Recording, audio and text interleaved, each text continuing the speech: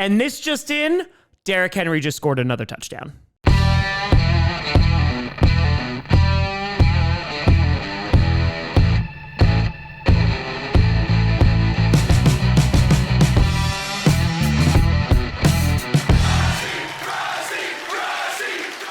Grossi Posse Packer Nation. Welcome to an episode of Packcast, a podcast where you don't have to be a Packers fan, but it sure does help. Does it? I'm your host, Tom Grossi, because that's how I feel about this defense. It was non-existent. Holy God. We're going to talk about the Ravens absolutely beating the crap out of the Packers 41-24 in what was mostly a meaningless game. But there is still a lot to talk about because, good God, did the defense look atrocious. Malik Willis looked great. And yeah, this was bad. This was very, very, very bad. Before we get too far into this game, though, a big shout out and thank you to you all. Our fundraiser ended today. We raised $182,100 for Street Angels, the biggest donation in their organization's history. There was a news article I posted on the community tab in which now they are going to be able to expand out of Milwaukee County because they were such a small charity that this is such a huge life-changing thing for their organization. So thank you so much. We have raised over $1.3 million for charity this year alone and over $2.4 million since 2021. So thank you so freaking fracking much. Also, we hit 957,000 subscribers. We're 43,000 away from the milli. And yeah, bit by bit, we're getting there. Trying to get there before the Super Bowl. So thank you so much for the support. Okay, let's talk about it. So the Ravens, they have not been a great football team this year. You saw them go toe-to-toe with the Patriots and then choke away that lead in the fourth quarter, whether it's a Derrick Henry fumble or John Harbaugh not giving the ball to Derrick Henry. And here's the thing with the Baltimore Ravens. Their offensive line has not been good. At times, and it is infuriating, it's why a lot of fans are calling for Harbaugh to be fired, they don't give the ball to Derrick Henry. Well, guess what? Their offensive line and John Harbaugh, they all did their jobs tonight. Derrick Henry decimated the Green Bay Packers. And while, again, this was mostly a meaningless game, yes, the Packers had an opportunity to at least try and go for the NFC North. They obviously already locked in their playoff spot. They are now locked in as the 7 seed. And this happened after the Lions lost to the Vikings, that the Packers were able to clinch a playoff spot. So the good news is it can't get any worse because the Packers, they're already in the playoffs. But the bad news is, besides the entire defensive play, is now the Bears have won the NFC North because of this loss. Because the Packers' only chance at winning the division was that they had to win out this game and the one against the Vikings, and the Bears had to lose out against the 49ers and the Lions. While it was probably going to be a little bit of a stretch, it still does not excuse the performance that we saw on the field today. And yeah, there are some concerns. And of course, heading into this game, the Packers had a bunch of injuries. No Zach Tom on the offensive line, no Jordan Love as he did not clear concussion protocol, and Malik Willis, whose shoulder got banged up in the Bears game, he was also fighting an illness. He was questionable heading into today. He wound up playing and he balled out, man. Of course, he left later in this game with a shoulder injury once again, which was very unfortunate to see because before that, he was playing very, very well. He went 18 for 21 yards, 288 yards through the air, had a touchdown, was sacked one time, and then also 9 carries for 60 yards and 2 touchdowns on the ground. He accounted for 60 out of the 79 rushing yards that the Packers had on offense because, good God, this rushing attack was non-existent. Josh Jacobs, who was off the injury report this week, 4 carries for 3 yards. So yeah, didn't do a whole lot of anything. The offensive line barely blocked for him. And hell, even some of those Malik Willis runs, it was either just because he was able to catch the edge or he was bouncing off defenders trying to get first downs. It was just an atrocious performance. Clayton Tune wound up coming in after Malik Willis got hurt, then almost immediately threw an interception because it bounced off the hands of Bo Melton, and that ended any kind of comeback that they could have possibly had. Christian Watson was their leading receiver, 5 catches for 113 yards and 1 touchdown. Romeo Doubs was the second receiver, 3 catches for 62 yards. The Packers also did not punt again and yet still lost again. So yeah, the Packers finding a way not to punt, but still finding a way to lose this game, even though this one was definitely not close. And there are plenty of reasons why they lost this football game. When we want to talk about the offense, here's some issues. 1, if Matt LaFleur calls an inside zone run on 4th and short one more time, it's like, oh no, this time it will 100% work. The Packers decided to go for it on their own side of the field. I think they were around the 30, 35-yard line. And on 4th and inches, it was an inside zone. And guess what? It didn't work out, just like it never works out anytime this season. That is getting very infuriating to watch. It was already annoying heading into this game, and they just did it again. And now I think it's just to raise my blood pressure intentionally. On top of that, there was a snap that Malik Willis was not ready for. It hit him in the face. That was a fumble that the Ravens recovered. I mentioned the Clayton Tune interception, so that was 2 turnovers that the Packers had, and the turnover on downs. The good news is that defense actually stepped up a little bit after some of those turnovers, holding the Ravens to a field goal. But besides that, there is nothing good of note to talk about with this defense, and we're about to tear into them in a second.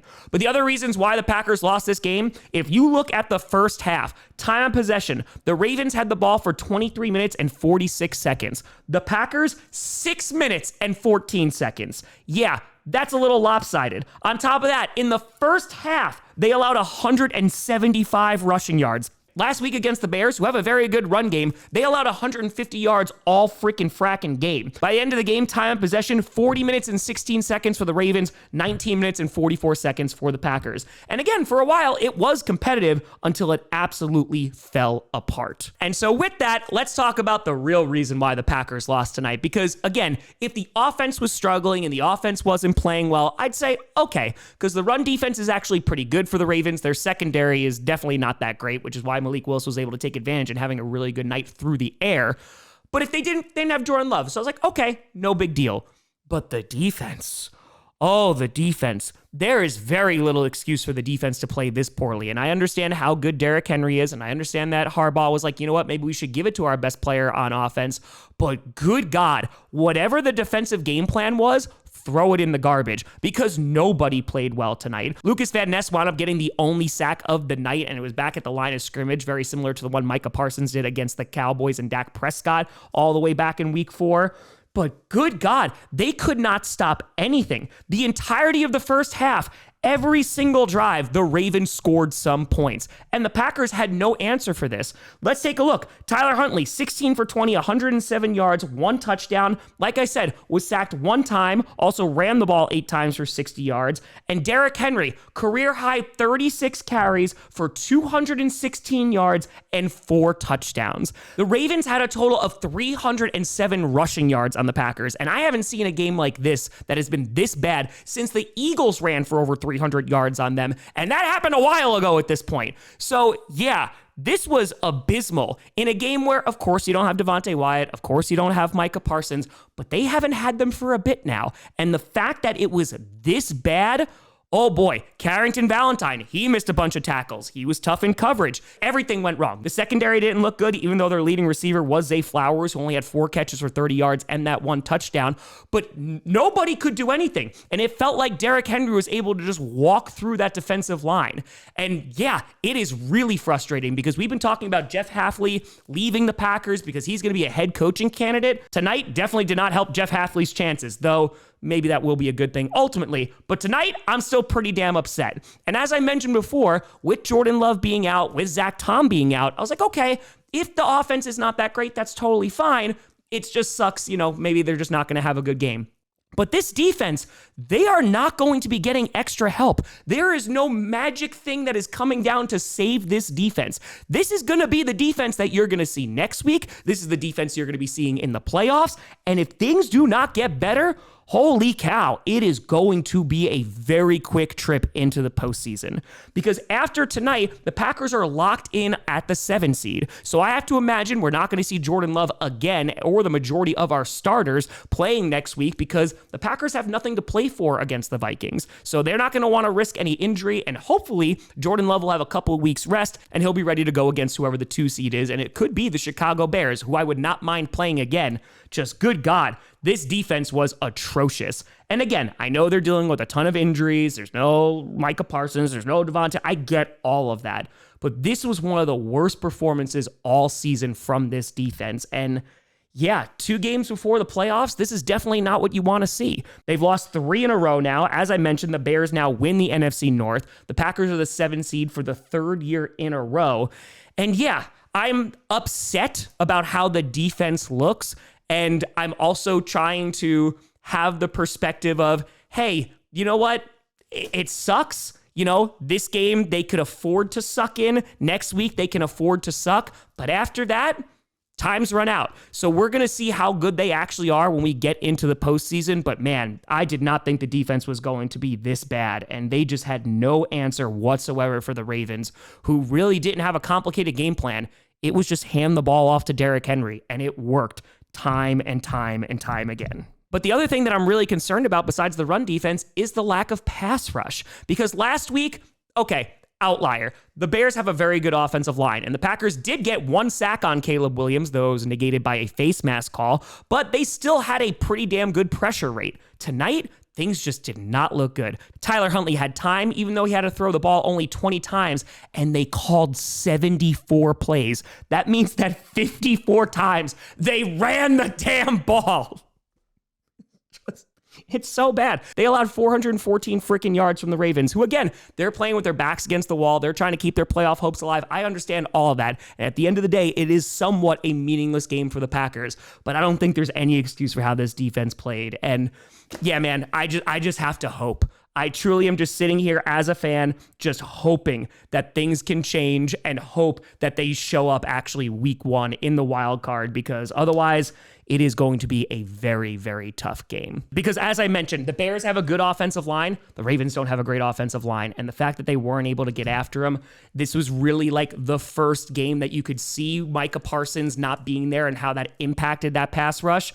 There was just nothing there. LVN had that 1 sack and that was it. So yeah, problematic, man. We're just not having pass rushers step up. And ultimately, again, the defense keeps showing up like this. It's ugly. So an ugly, ugly loss, 41-24. The Packers wind up getting blown out on the ground by Derrick Henry. And yeah, man, I'm not like completely doom and gloom because the Packers are in the playoffs and I'm very happy about that. But they are the 7th seed for the 3rd year in a row. And I just got to hope whatever performance they have in the wild card is a lot better than this. And if there's any silver lining, I mean, I think expectations are pretty low right now. So who knows, man? It's a whole new season when we get into the playoffs. So yeah, let's see what the Packers can do. Jordan Love will be rested. And hey, if this is rock bottom, then all we can go is up. But yeah, let me know what you think down in the comments below. You know, I saw me at TomGrossiComedy.com. A big shout and thank you to all the Patreon and YouTube members for supporting this channel. And thank you so much for watching. I'm Tom Grossi. And as always, go Pack Go.